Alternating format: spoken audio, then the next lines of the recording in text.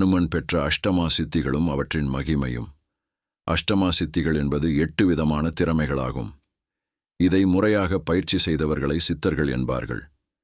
இந்த 8 விதமான சித்திகளில் முதல் 3 உடலாலும் அடுத்த 5 மனதாலும் பயிற்சி செய்து பெறக்கூடியதாகும். இந்த 8 சித்திகளும் எவர் ஒருவருக்கு கைகூடுகிறதையா அவர் தெய்வத்திற்கு இணையாக இருப்பார்கள் என திருமந்திரம் என்ற நூல் குறிப்பிடுகிறது. மகிமா.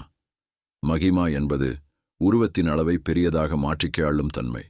தனது உடலின் அளவை மிகப் பெரியதாக்கி அசாதாரண வேலைகளையும் சாதாரணமாக செய்வதாகும். அனிமா. அனிமா என்பது உடலின் உருவ அளவை சிறியதாக மாற்றிக் ஆளக்கூடிய தன்மை. இதனால் மிகச் சிறிய துளையிலும் கூட நுழைந்து செல்ல முடியும். கரிமா. கரிமா என்பது உடல் எடையை அதிகரிக்க செய்யும் திறன். மென்மையான உடலையா அல்லது சாதாரண உடலையா கடினமானதாக மாற்றி மலையளவு எடைக்கு ஆண்டதாக மாற்றி கேள முடியதாகும். லாகிமா.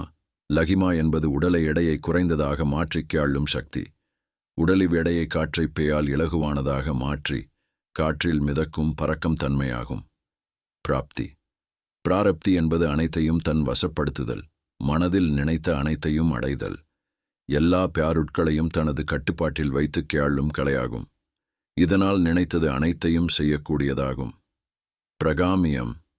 பிரகாமியம் என்பது தன் உடலை விட்டு பிறகு உடல்களில் ஊடுருவும் தன்மை, கூடு விட்டு கூடு பாயும் தன்மையாகும். தனது ஆத்மாவை உடலில் இருந்து பிரித்து மற்ற 6 உடலில் செலுத்தக்கூடிய தன்மையாகும். ஈசத்துவம். ஈசத்துவம் என்பது பிரம்மா உள்ளிட்ட தேவர்கள் அனைவரையும் தனது ஆணைக்கு கட்டுப்பட வைத்தலாகும். அதாவது படைத்தல், காத்தல் உள்ளிட்ட 5 தியாழில்களையும் செய்யும் வல்லமையையும் பெறக்கூடியதாகும். வசித்துவம். வசித்துவம் என்பது அனைத்தையும் தன் வசப்பட வைத்தலாகும். இதனால் நினைத்தது அனைத்தையும் செயலாக்க முடியும்.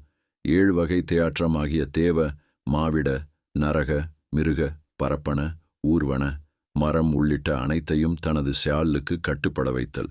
மேலும் இது போன்ற தகவல்களை தெரிந்து கொள்ள உணர்கிறேன் என்ற சேனலை சப்ஸ்கிரைப் செய்யுங்கள், லைக் செய்யுங்கள், பெல் ஐகான் கிளிக் செய்யுங்கள். மேலும் நம்மளுக்கு என்னென்ன தகவல் வேண்டும் என்பதை கமெண்ட் செய்யவும். நன்றி, வணக்கம்.